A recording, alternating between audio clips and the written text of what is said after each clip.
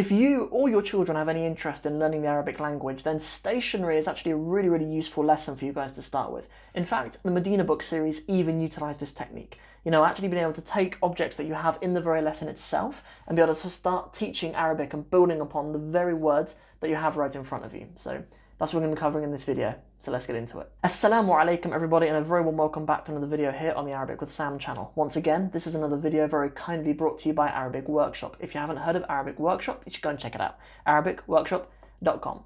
Arabic Workshop is essentially a big listening library, and they actually teach the Arabic language through kind of story-based whiteboard animations, where you can kind of build your Arabic language vocabulary from maybe 30 words in some lessons up to some lessons that are much, much more than that.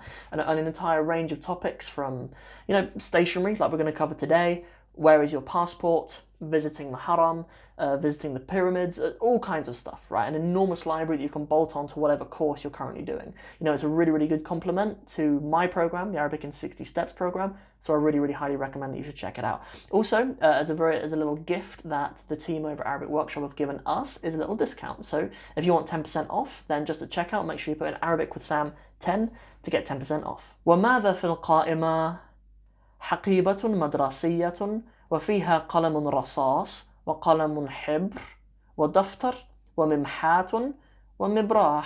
So let's have a little run through this little phrase that I've just taken from Arabic Workshop. This is just a little something from level 3, a lesson from level 3. There's 15 levels altogether, or at least there were last time I checked. There might be more than that now.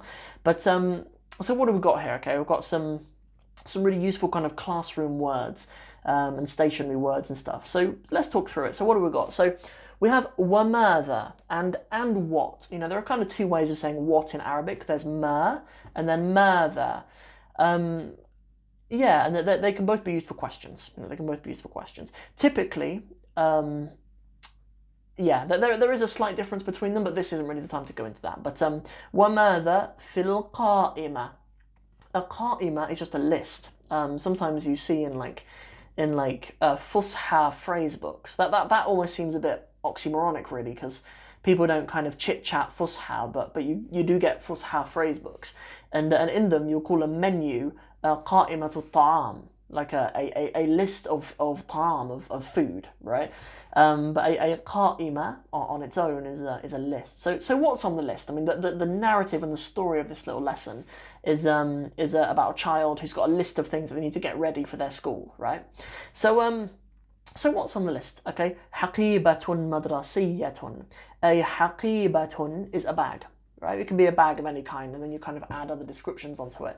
So this is a haqibatun madrasiyatun. So a madrasa is a school. Madrasiyya is kind of, you know, for the school, right? It's a school bag. Obviously, there's many different types of bag.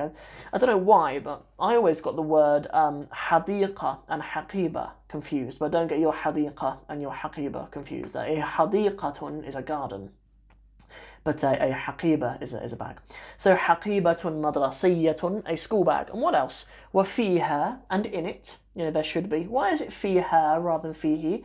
Well, it needs to be her because a haqibatun is feminine, right? So that pronoun is referring back to the haqibatun madrasiyatun. There should be a qalamun rasas. Qalamun rasas. So a qalam in and of itself is a pen, right? Plural of which is aqlam. But rasas means lead. So like a lead pen ends up meaning pencil, right? That's what it means. Next one is qalamun hibr. Hibr is kind of any sort of ink pen. Yeah, any kind of ink pen. It's not just like felt tips or just like a fountain pen. It can be any of them. It's just a pen with ink in it. قلم حبر. والدفتر. A daftar. So a daftar is a kind of book, but it's like a notebook. It's a kind of book that you would write in. That's just for taking notes. It's a daftar. It's different to. You know, maybe at the end when we've gone through all of the core vocabulary for this, we'll maybe build out our kind of other kinds of books that you might need for education, maybe. Wa mimhatun. So a mimhatun is a rubber. Wa mibratun. So yeah, a mibra is a sharpener. You don't see that one very often. But yeah, wa mibratun. Yeah, so maybe we kind of add on to that with some other things that you might need. So something else you might need for your classroom is the word lawh. the lawh. A lawh literally means like a tablet, right? A lawh. But the term lawh is used for like a blackboard, right? At the front of the class. Most people who kind of learn Arabic through kind of a classical method or through an Islamic method will know of the lawh mahfuz, like the preserved tablet on which the Quran is written and has always been written. Yeah, that's kind of an early use of the term lawh. I mean, now it's a whiteboard or like a tablet that you carry around as a lawh. But another one, just for paper, maybe, waraqa. Waraqatun is a piece of paper. It also means a leaf, but it does in English too, doesn't it? I mean, we say a leaf of paper as well. Yeah, I remember, yeah. Some people in English, like I've known of people who learn English, get confused by the expression turn over a new leaf. Like, why do you say turn over a new leaf? Why don't you just say turn over a new page? But like a leaf, you can have a note, you can have a daftar with lots of leaves in it rather than lots of pages. You literally turn over a leaf of paper. Anyway, and then another one is the word qamus, which would be useful, just means a dictionary. Good friend of mine, Brother Shaheen al-Rahman, he's been a guest on the podcast a couple of times. He actually told me recently that the word qamus originally actually means an ocean, but because of it, there's an Arabic language dictionary that's been published in Arabic called Al-Qamus al-Muhit or something like that, that it's ended up being...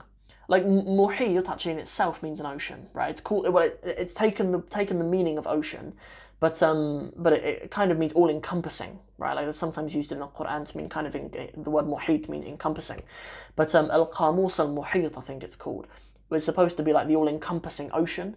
But because that work is so iconic, the word qamus, originally meaning ocean, has become, means a dictionary now. It's, kind of how in English when we have brand names that become the word that we use for it, right? Like like biro, for example, I might even have one. Not one of these, like the make is biro. That's the make. But we've ended up calling all pens like this biros because we're so used to that particular make. Anyways, so that's everything for this lesson. Really, really nice little short one, something from level 3, really useful lesson for the beginners out there, or people who just want to broaden their vocabulary into school stuff. I particularly thought that this would be useful for people who've only learn Arabic in their own country, and then they're going to go to an Arab country and learn Arabic in an Arab classroom sometime, because sometimes these little bits of vocabulary are very useful when you're actually sitting in a classroom and the whole environment is only Arabic. So, wanted to share a little bit from that lesson. And last but not least, don't forget to get 10% off as well if you do want to get yourself inside of Arabic workshop using Arabic with Sam 10. So that's everything for this video. Hope you guys enjoyed it, and if you did, please don't forget to like and share it, and don't forget to subscribe to the channel. See you guys in the next one. Assalamu alaikum wa rahmatullahi wa barakatuhu.